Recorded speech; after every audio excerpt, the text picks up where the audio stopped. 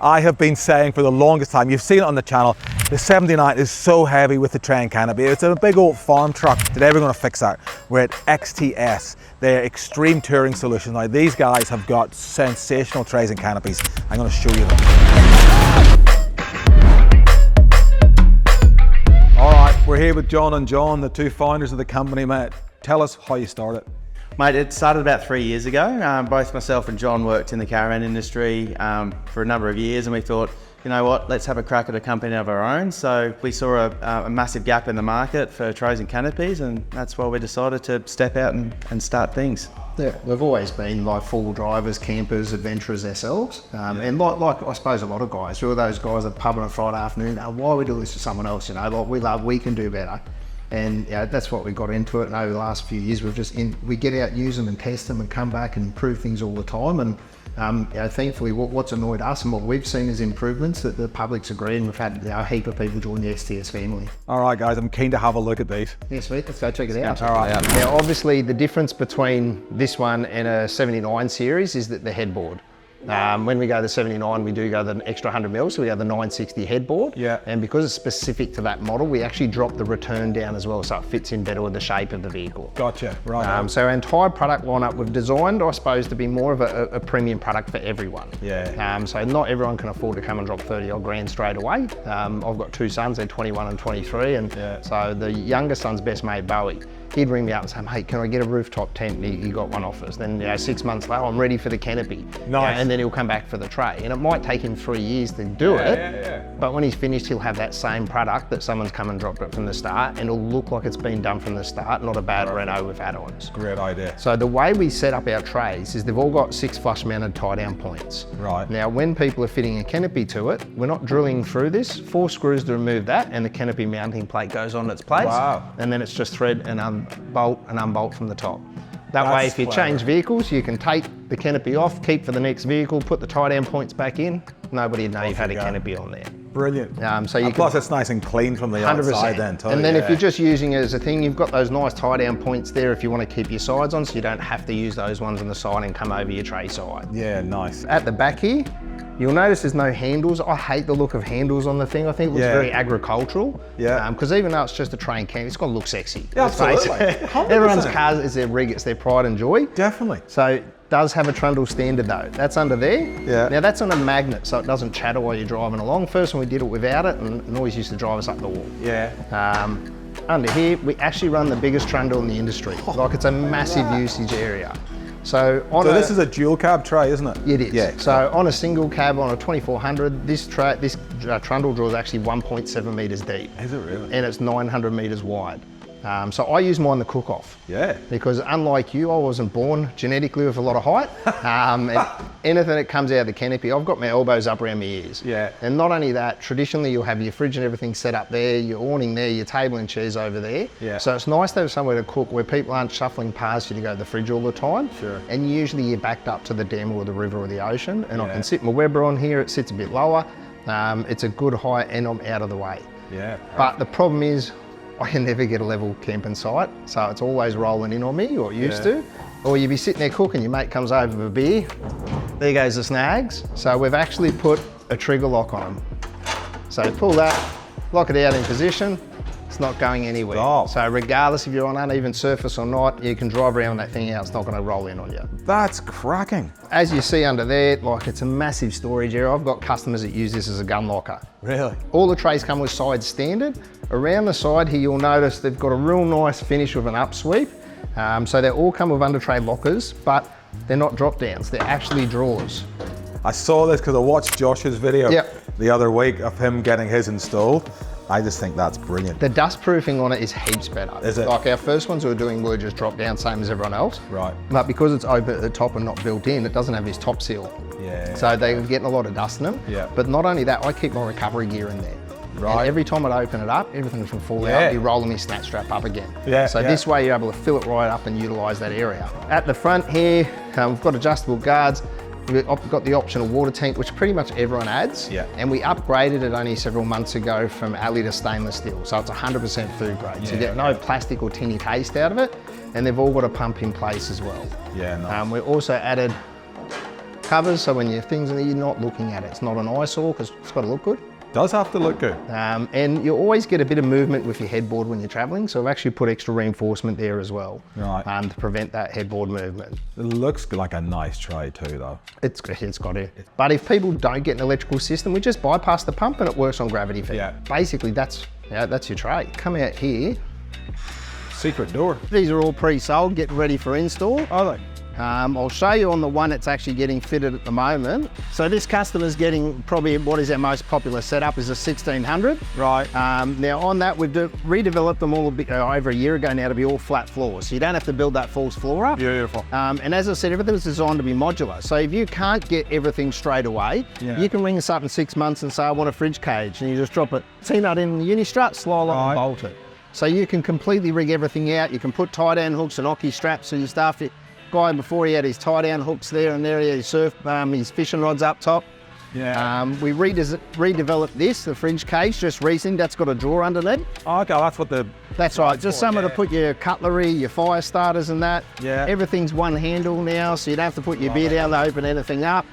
And the big weight is really just for the train canopy. All these accessories we keep in stock all the time. Right. Because it's not about getting as much money out of people, it's about getting something that's going to suit their adventure. Yeah, definitely. And even if the budget does allow them to get it all done, people have to use it a few times. They come back and go, hey, something to be nice there, or that'd be good there. I know that. I've rejigged my canopy. That's Yeah, I know. on it. Dead set. Well, that way, if your needs changes, well, you might just use this and go, hey, no, I really want that over there now and to go to a 620 here. Yeah. You can just unbolt those, move it over there. You don't have any holes left in the actual canopy, so it's not going to look like Swiss cheese if you're constantly moving shit around. Definitely, and that's what mine looks like. Yeah, we've put covers on the locks.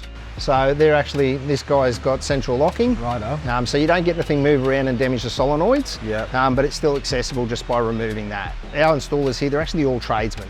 So as you were saying, Roscoe, our foreman, is actually a registered builder. Yeah. So unlike a lot of people just use accessory fitters, don't get right, he's a pain in the ass. He doesn't get it done quick, but it's done right. Yeah. If something just, someone will just bolt it on and go, yep, that's how it's supposed to go. Yeah. He'll look and go, oh shit, that's not looking right, and he'll go over and get it right. Sweet. 2 of our other installers are actually qualified mechanics and auto electrics. So when people go for central locking, we don't just get the thing little fob set in here. We actually pull the feed from the rear door of your car.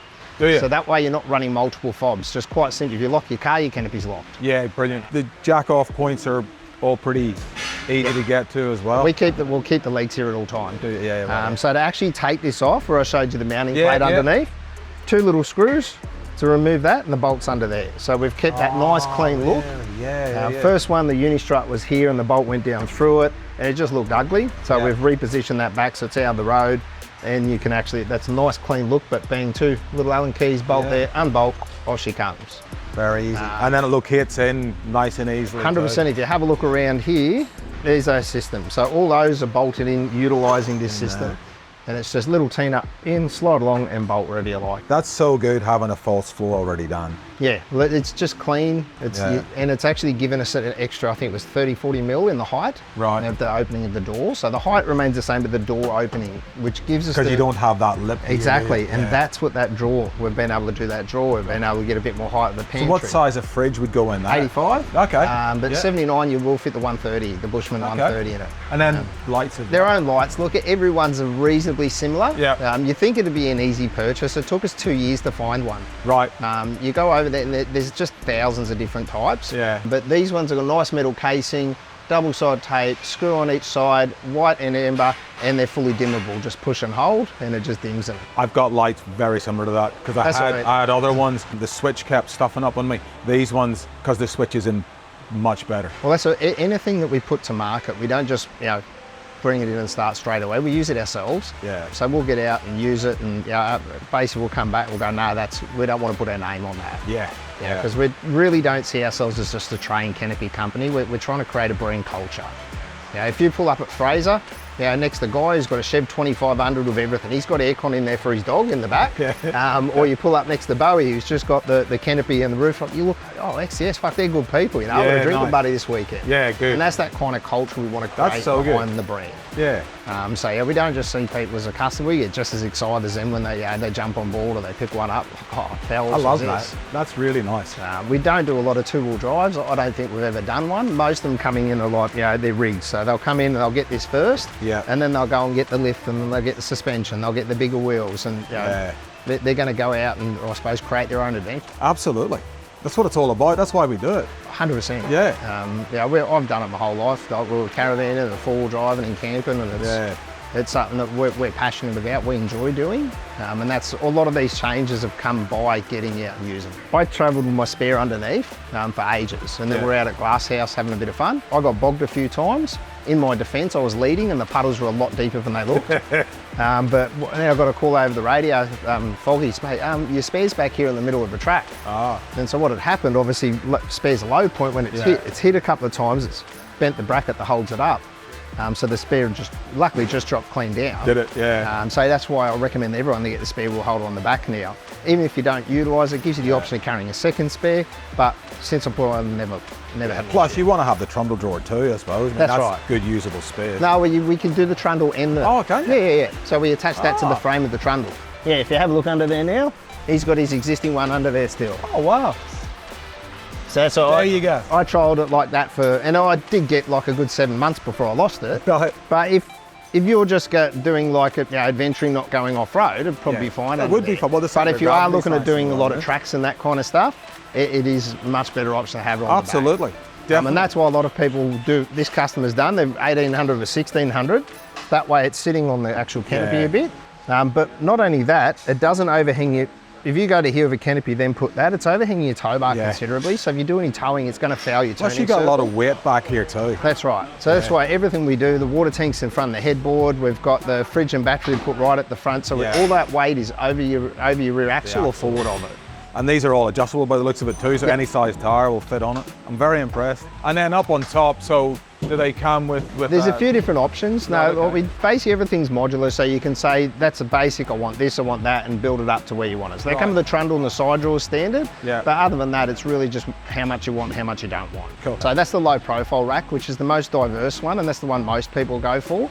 Because an awning will bolt straight to it, a rooftop tent will bolt straight to it, and it's actually load rated to take up to half a ton. When people are actually getting one built, if they're budget conscious, my recommendation is normally to get the water tank, the central locking, the lid for the Trundle, and the rack. And that basically future-proofs it. So anything they want to add then, it's just bolt on, bolt off. They're not having to remove the tray or remove this and that to do it. So it's a lot more cost-effective way of doing it. Absolutely. And it doesn't add much, like the between the water tank, the lid, and that's $1,900. Anything you want to get a rooftop, whether it's one of ours or your dad's selling one for cheap, it'll just bolt straight on there then. Yeah, I like it. What I'll do, now you've had a bit of a look around, I'll leave you in Kiara's capable hands. Easy. She'll sit down and come up with your wish list, and then I'll get the other John Knight to have a look at it. Done. No worries. Thank you, mate. What options have you got for all the different trays and canopies? Basically, we've got your standard dual cab, single cab, we've got extra cab, we've got all different types of trays, cruisers. You can add whatever size canopy you would like. So we've got meters, 1200s, 14s, it goes on. And then when it comes to accessories, so you've got internal fit out fridges and drawers and pantries, you can just throw it in. If you don't want it, take it out. Sort of just depends what you want. Every setup is different. People use it for work, people use it for camping, and you can mix and match. But just looking at all the options here, so these guys have got options everywhere. So you've got water tanks, Trundle drawer covers, spare wheel holders, jerry can holders, jack off legs, the roof racks, you do rooftop tents. Yeah. You do solar panels, you do awnings, and you fit it all here on site by tradespeople. So that's very cool. And then obviously inside you've got all the drawers and the pantries and the fridge cages and all of that. Central locking. So I asked for central locking and they all said, does your car have central locking? Yes, the 79's got central locking. But that's really cool. So if anybody wants to come and visit you, you're in Caloundra West? Yes, Caloundra West on the Sunshine Coast. Yeah, and XTS, where you want to come and check out canopies and trays. Come and see us. All right, we are back from STS, and those blokes up there were so good to deal with. Now, Look, let's just talk about one thing. I'm buying this Canopy myself. This is not a sponsored deal or anything. And the reason I went with XTS, I would have loved to have gone full custom, but it's just not in the budget. XTS, really well-built tray and canopies, but they're modular. And the fact that they're modular will keep the prices low because they don't make custom. So everything's a bit more produced and cheaper. That's the way, that's the economies of scale. Now, what I really like about their tray and canopy, they had a guess at what the weight of the tray and the canopy would be together. So we're getting this like for like, we're getting a tray and a jack-off canopy, but it's going to come back to about here. It's going to be a 2,000 mil long canopy. This one's 1650, so more canopy. The tray alone, I've worked out, weighs about 600 kilos on this car. I've spoken forever about how heavy this tray is. They reckon the tray and canopy combined, it's going to be about 450 kilos. So I'm lighter than the tray for both. So that's a massive tick in my opinion. And look, everybody's got a budget. I've got a budget. These guys were the absolute top of the tree that I could find at the budget that I was prepared to spend. So I am more than excited to get this tray and canopy on the car. It's going to take a few months to get here. We're looking at May. I know they said April, maybe April or May of this year. We're in January. So we've got a few months to wait, but that gives me time to plan what I want inside, because I haven't committed to anything inside yet. It's going to be empty, but I do want to get some stuff ready for when it does arrive. So I'm going to start the planning, which excites me a lot too. So anyway, thank you very much for watching. Please do remember to subscribe, follow the journey of our new tray and canopy, and we'll see you in the next one.